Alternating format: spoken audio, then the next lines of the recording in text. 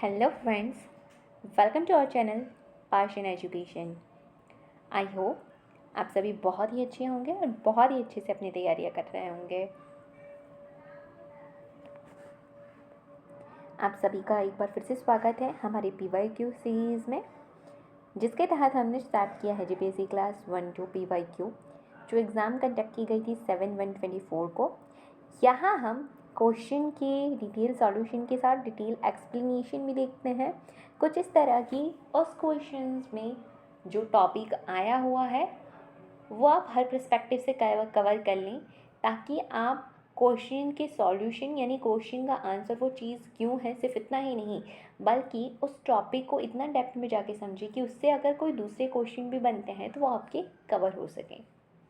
तो हमारे चैनल से जुड़े रहने के लिए इसे सब्सक्राइब कर दें, वीडियो को अंत तक देखें, और अगर आपको लगता है कि आपकी किसी भी प्रकार से हेल्प कर रहा है या दूसरों की हेल्प कर सकता है तो इसे दूसरों के साथ ज़रूर से शेयर करें। So let's begin our session. Questions discuss करने पहले मैं ये बता दूं, हम यहाँ पेपर 2 को सॉल्व कर रहे हैं। क्वेश्चन नंबर 21 से स्टार्ट हो रहा है। पिछले वीडियोस में मैंने अलग 2 वीडियोस में 20 तक के क्वेश्चंस कवर कर लिए हैं, तो यहाँ में आए 21 से स्टार्ट करने के पहले वो वीडियोस को ज़रूर से देखें और अपने कॉन्सेप्ट्स को, वहाँ पे जो क्वेश्चंस डिस्कस किए गए हैं उन कॉन्सेप्ट्स को क्लियर कीजिए, और कोई भी डाउट हो तो कमेंट कीजिए। ठीक है, स्टार्ट करते हैं अपना session. Question number 21, which of following are example of foot loose industry? First diamond, second sugar industry, third computer chips, fourth aluminium industry. Answer की कोड दिए गए हैं, जहाँ पे करेक्ट आंसर है B, that is 1 and 3, diamond and computer chips. अब हम समझ लेते हैं फुटलॉस इंडस्ट्री किसे कहा जाता है।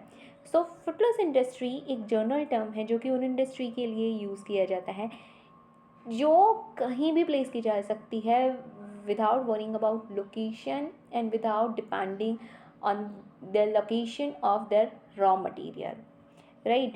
तो यहाँ पे बताया गया है that industry that can be placed and located in a wide variety of places without much effect from factors such as raw material. These are called footloss, as this type of industry are prone to relocation. For example, the diamond and computer chips belong to footloss industry. इनकी characteristics को अगर हम discuss करेंगे तो आप शायद ज़्यादा समझ पाएंगे कि फुटलॉस इंडस्ट्रीज किसे कहा जाता है। लोकेशन, इस तरीके की इंडस्ट्री कहीं पे भी इस्टेब्लिश की जा सकती है क्योंकि ये बेस्ड होती है कंपोनेंट पे, ना कि रॉ मटेरियल में। जैसे कि यहाँ पे बताया गया, footloose industry can be established at any place. This industries are affected by component parts and they are available at all places. उनकी लोकेशन उनकी रॉ मटेरियल के लोकेशन पे डिपेंड नहीं करती है। तो सबसे पहले तो आपको वो ध्यान में रखना है। तो कभी भी कोई भी इंडस्ट्रीज ऑप्शन में आए तो आप देख सकते हैं यहाँ पे शुगर इंडस्ट्री की बात की गई है। तो शुगर जो एक तरीके का रॉ मटेरियल है, अगर बहुत दूर उसकी इंडस्ट्री रखी गई है और बहुत दिन लग जाता है ट्रांसपोर्टेशन में, तो जो शुगर कैन में जो जितनी जो रस निकल सकता था उसकी क्वांटिटी शायद सूखने की वजह से थोड़ी कम हो सकती है। और वही बात एल्यूमिनियम इंडस्ट्रीज़ के है। Less labour force, this industries produce their product in small number and they do not require a large labor force. Small plant size, this industries required small plant size compared to heavy and small industry. And इनकी fourth characteristic है less raw material dependence. These are less dependent on specific raw material, especially weight losing ones. Most of the raw materials are small and light and can be transported easily. यानी यहाँ पे समझाया जा रहा है जो weight lose करते हैं, जैसे कि आपने यहाँ पे शुगर कैन के बारे में देखा, या फिर आप पटेटोस मान लीजिए, अगर आप बहुत ज़्यादा पैक करके लेकर के जा रहे हैं, ट्रांसपोर्ट कर रहे हैं, राइट। तो जो industries raw material as a raw material पर डिपेंड करती हैं, जो बहुत ही हैवी लिफ्टिंग है, उनका बहुत दूर तक ट्रांसपोर्टेशन का कॉस्ट बहुत ज़्यादा हो जाएगा। इसे उन इंडस्ट्रीज़ को वहीं शिफ्ट किया जाता है जहाँ पे उनके रॉ मटेरियल हो। जैसे आप कोल इंडस्ट्रीज़ हो गई, वो ज़्यादा आप जहाँ उनकी कोल माइंस होगी ना उसी के आसपास देखेंगे। बट फुटलॉस इंडस्ट्रीज़ ऐसी हैं जो कहीं पे भी सेटअप किया जा सकता है without worrying about the raw material in the sense of transportation. ठीक है, बढ़ते हैं दूसरे क्वेश्चन की तरफ। विच of following is commercial crop in India? Mustard, tobacco, jute, answer D है ऑल ऑफ दी अबव और कमर्शियल क्रॉप। कमर्शियल क्रॉप किसे कहते हैं? वो एग्रीकल्चर या हॉर्टिकल्चर प्रोडक्ट जो कि कल्टीवेट किया जाता है कमर्शियल पर्पज़ से, पैसे कमाने के पर्पज़ से। फॉर एग्जाम्पल वीट, मेज, potatoes, rice, jute, tobacco, mustard, sorghum, soybean, sweet potatoes are some of main commercial crops. Question number 23. Who approves the FRP of sugarcane? FRP, that is fair and remunerative price of sugarcane. FRP से related question काफ़ी time आते हैं। UPSC के PYQs भी अगर आप check करेंगे, उसे रेफ़र करेंगे तो आपने देखा होगा FRP काफ़ी डिमांडिंग टॉपिक रहा है। क्वेश्चंस पूछे गए हैं अदर एग्ज़ाम्स के लिए भी, ये काफ़ी इम्पॉर्टेंट है। यहाँ हम FRP कौन अप्रूव करता है वही नहीं, बल्कि डिटेल में समझेंगे FRP है क्या। क्या वो cabinet committee on economic affair, B commission for agriculture cost and price, C directorate of marketing and inspection, ministry of agriculture, D agriculture produce market committee. FRP approve किया जाता है cabinet committee on economic affair. जिन्होंने इस topic को अच्छे से पढ़ा होगा उन्हें पता होगा कि CACP का इसमें क्या रोल रहता है, राइट। तो चलिए इस टॉपिक को कवर कर लेते हैं। FRP is a price declared by government which meals are legally bound to pay to farmer for grain procured from them। तो ये प्राइस है FRP, fair remunerative price, is a kind of a price जो कि government declare करती है। तो अब ये गवर्नमेंट डिक्लेयर किस चीज़ के लिए करती है, कौन सा प्राइस है? तो शुगर मिल्स फार्मर्स के पास से कैन खरीदने, शुगर कैन खरीदने हैं, राइट। तो वो कैन खरीदते वक्त कौन सा प्राइस फार्मर्स को पे करेंगे, वो प्राइस गवर्नमेंट डिक्लेयर करती है that it should be this much, कि इतना प्राइस आपको फार्मर को पे करना होगा कैन खरीदने के लिए। सो उसी प्राइस को हम FRP कहते हैं।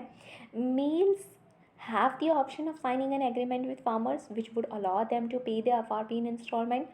Delay in payment can attract an interest up to 15% per annum, and Sugar Commissioner can recover unpaid FRP as dues in revenue recovery by attaching properties of a mills। So यहाँ पे बताया गया है कि mills के पास option है कि वो फार्मर्स के साथ एग्रीमेंट साइन कर ले, जिसके तहत वो उनसे कह सकते हैं कि हम जो FRP की अमाउंट है आपको वो इंस्टॉलमेंट में देंगे। अगर डिले हो जाता है पेमेंट पे तो भी उनके ऊपर 15% पर एनम का चार्ज लगाया जा सकता है। और शुगर कमिश्नर जो अनपेड FRP रह गई है उसको रिकवर करने के लिए, उस रेवेन्यू को रिकवर करने के लिए मिल्स की जो प्रॉपर्टीज़ है उसे भी अटैच कर सकते हैं। द पेमेंट ऑफ FRP, ये पॉइंट आपको बहुत ही अच्छे से ध्यान में रखना है कि ये जो FRP डिक्लेयर किया जाता है वो किसके तहत है। Across the country is governed bye sugar cane control order 1966। Sugar cane control order 1966 के तहत किया जाता है, जो कि इश्यू किया गया था एसेंशियल कमोडिटी एक्ट 1955। अब यहाँ पे एसेंशियल कमोडिटी एक्ट 1955 काफ़ी टाइम से न्यूज़ में है, कोविड के टाइम से बहुत ज़्यादा, क्योंकि आपने देखा था कि कोविड के टाइम पे जब एसेंशियल कमोडिटीज़ की प्राइस बढ़ा दी जाती है तो गवर्नमेंट एसेंशियल कमोडिटी एक्ट 1955 के तहत जारी करती है एसेंशियल कमोडिटी लिस्ट, और जैसे ही उस लिस्ट के अंदर उन सामानों को डाल देती है जिनका प्राइस बहुत हाई कर दिया गया था, तो गवर्नमेंट उनके प्राइस को रेगुलेट कर लेती है। सो एसेंशियल कमोडिटीज़ एक्ट 1955 कुछ इस तरीके से हेल्प करता है गवर्नमेंट की। आगे बढ़ते हुए देखते हैं हम। It is determined on recommendation of CACP, that is Commission for Agriculture Cost and Prices, and announced by Cabinet Committee on Economic Affairs। अब आपको इन दोनों ही कमीशन और कमेटी का डिफरेंस पता चल जाना चाहिए, इनका क्या रोल है FRP के तहत। तो CACP जो है वो कमीशन रिकमेंडेशन देता है कि FRP इतनी होनी चाहिए, उसको अप्रूवल करना और उसको अनाउंस करना ये काम cabinet committee on economic affair का है। Cabinet commission for agriculture cost and price ministry of agriculture के तहत आता है। ऐसे पॉइंट्स आपको ध्यान में रखने कि किसके तहत आता है। It is an advisory body जिसके recommendations are not binding on government. Cabinet committee on economic affair is chaired by prime minister. ऐसे कमीशन, ऐसे कमेटी जिसके चेयरपर्सन प्राइम मिनिस्टर रहते हैं, आपको बिल्कुल से नोट करना है। तो यहाँ cabinet committee on economic affair के जो चेयरपर्सन रहते हैं वो प्राइम मिनिस्टर ऑफ इंडिया रहते हैं। अब यहाँ पे मुद्दा आ जाता है कि FRP जारी करनी है, इसके बारे में किस कमेटी ने रिकमेंडेशन दी थी। ये क्वेश्चन अभी तक उतना लाइमलाइट में नहीं रहा है, तो आ सकता है, तो आप इसके ऊपर ज़रूर से जोर दीजिएगा। That FRP is based on Rangarajan committee report on reorganising sugar cane industry. तो दैट इज़ रंगराजन कमेटी जिसने FRP के बारे में कहा है। कमिटीज़ के रिलेटेड भी इस दौरान क्वेश्चन बन रहे हैं, so you should focus on this. I hope आप चीज़ों को बहुत ही अच्छे से, मज़े से, सीरियसली पढ़ रहे होंगे। देखिए मैंने जब ये PYQ सीरीज़ स्टार्ट किया था तो उसका भी यही हेतु था कि जब ये PYQ सीरीज़ आप पढ़ें, रिवाइज़ करें इन चीज़ों को, तो पढ़ते वक्त रट्टा मार या प्रेशर के साथ नहीं, बहुत ही मज़े से चीज़ों को समझते हुए करें, क्योंकि अभी और चीज़ों को मज़े से करना ही आपके लिए बहुत ही एक बेहतर तरीका होगा चीज़ों को करने का। प्रेशर लेने से कुछ भी नहीं होगा एंड दिन ब दिन बीतते जाएंगे। और अगर आपने कुछ डिसाइड किया है, ये कॉम्पिटिटिव एग्ज़ाम में उतरने का डिसाइड किया है, आप सभी जिस पोस्ट के लिए, जिस कुर्सी के लिए ये सारी चीज़ें इतनी मेहनत कर रहे हैं, तो मैं बता रही हूँ आप जब उस तक पहुँच जाएंगे ना, तब तो आपको लगेगा कि वो जितनी भी मेहनत की थी, जितना भी प्रेशर लिया था ना, वो सब वर्थ इट है, सब वर्दी लगेगा आपको। आज आपको शायद कभी पढ़ने में बोरिंग लग रही होगी, कभी ऐसा लग रहा होगा कि मन नहीं है, कभी लग रहा होगा कितने ही अटैम्प्ट दे दिए हैं, निकल नहीं रहा है, बट अपनी कोशिश बरकरार रखिए, पढ़ाई मज़े से करते रहिए, अपना 100% दीजिए। देखिए यहाँ पे एक बात तो आपको बिल्कुल ध्यान रखनी होगी कि आपने अपनी लाइफ को बेहतर बनाने के लिए, अपने उस सपने तक पहुँचने के लिए कुछ डिसीजन लिया है, तो उस डिसीजन के ऊपर फोकस, डिसीजन लेते वक्त खूब फोकस से डिसीजन लेना है, और एक बार आपने डिसीजन ले लिया है तो अपना 100% देना है, राइट। इस ये पूरी जर्नी के दौरान मैं आपको इतना तो लिख के दे सकती हूँ कि आप बहुत कुछ सीख के, बहुत कुछ जान करके निकलेंगे जो आपको वर्दी पर्सन बना देगा, राइट। और फिर आप उस कुर्सी तक पहुँचेंगे तो आपको लगेगा कि यार मैंने जो, वो जब मैं मेहनत कर रहा था और वो जो मेरे अंदर आ रहा था कि यार कितनी मेहनत लग रही है, छोड़ दूँ, ये सारी चीज़ें नहीं आनी चाहिए कि बिकॉज इस पोस्ट ने, इस कुर्सी ने जो मुझे दिया है, जो रुतबा या जो भी चीज़ आप समझते हो, जो चीज़ें दी है, उसके लिए उतनी मेहनत करनी ही चाहिए थी, उतनी मेहनत बनती ही है, राइट। सो मज़े से पढ़ाई कीजिए, मज़े से लगे रहिए यार, क्योंकि आपका ये जो डिसीजन है इस कॉम्पिटिटिव एग्ज़ाम में उतरना, सीखना, लड़ना, बहुत ही सही है, और इसे कंटिन्यू करते रहिए। ठीक है, बढ़ते हैं हम नेक्स्ट क्वेश्चन की तरफ। Question number 24. When farmers pull their land, labor, capital and work jointly under direction of an elected managing committee and divide the profit among themselves in proportion of a land contributed and wages earned by each one of them, what is it called? So इसका answer है cooperative farming. Cooperative farming का concept जो है वो ये है that a cooperative farming group is considered to have been created when several farmers in a village pull their land and agree to consider the combined plot as one large farm for cultivation, buy necessary input for cultivation and market the crop cooperatively. Under this scheme, all landowners in the village form a cooperative society to cultivate land in a village. तो यहाँ भी जैसे कि मान लीजिए 4-5 farmers हैं जिनकी small holding है, लैंड की जो होल्डिंग है वो बहुत ही काफ़ी स्मॉल प्रपोर्शन में है। तो अब अगर एक फार्मर उस छोटे से लैंड पे फार्मिंग करता है, इनपुट्स लगाता है, तो शायद उसको उतना प्रॉफिट मार्जिन ना मिले, बट उसके बजाय वो 4-5 फार्मर्स अपनी उस छोटे छोटे 4-5 लैंड के टुकड़े को एक बना दें जोड़ करके, और फिर इनपुट्स डालें, तो जो प्रोडक्शन होगा एक अच्छे अमाउंट में होगा और प्रॉफिट मार्जिन भी अच्छा हो सकता है। सो इस तरीके से जो फार्मिंग कही जाती है उसको टर्म किया गया है कोऑपरेटिव फार्मिंग, जहाँ पे वो फार्मर्स ग्रुप बनाते हैं और अपने जितना जो लैंड होल्डिंग है उसे पुल करके एक लैंड के फॉर्म में देखते हैं और इनपुट्स डाल करके अपना प्रोडक्शन कर रहे होते हैं। To increase the size of operational unit and benefit from economics of scale, small holdings should be pulled and cultivated jointly. The land is pulled but each cultivator retain ownership. तो अभी आपको यहाँ पे question ये हो रहा होगा कि क्या उस फार्मर की ओनरशिप चली जाएगी? जी बिल्कुल ऐसा नहीं है। वो वहाँ पे आपने सिर्फ एक अपनी जो स्मॉल होल्डिंग थी उसको पुल किया है एक ग्रुप बनाने में, एक लैंड होल्ड में, बट ओनरशिप वहीं की वहीं रहेगी। And now the question comes कि प्रॉफिट कैसे शेयर किया जाएगा। So on the basis of कि आपकी लैंड होल्डिंग कितनी थी, आपने एक्सपेंसेस में आपके कितने रेशियो रहे थे, उसके हिसाब से प्रॉफिट शेयर किया जाएगा। Coming to our next question, that is question number 25. The first statement that is to be consider the following statement. First statement is World Trade Organization determines developed and developing countries based on its per capita GDP ratio. तो ये statement incorrect है because it is not World Trade Organization that determine whether a country is developed or developing. It is country that state whether they are developed or developing. So first statement तो यहाँ पे wrong हो जाता है क्योंकि countries खुद बताती हैं कि वो डेवलप है या डेवलपिंग है, वर्ल्ड ट्रेड ऑर्गेनाइजेशन नहीं करता है. Second statement, world trade organisation provide assistance to developing least develop and low income country in transition to adjust to WTO rules through technical cooperation and training. So ये second statement right है. WTO assistance provide करता है developing least developed और low income countries को, ताकि वो WTO के rules के लिए जो एडजस्ट होने के लिए जो ट्रांजिशन फीस चाहिए उसके अंदर टेक्निकल कोऑपरेशन और ट्रेनिंग प्रोवाइड किया जा सके.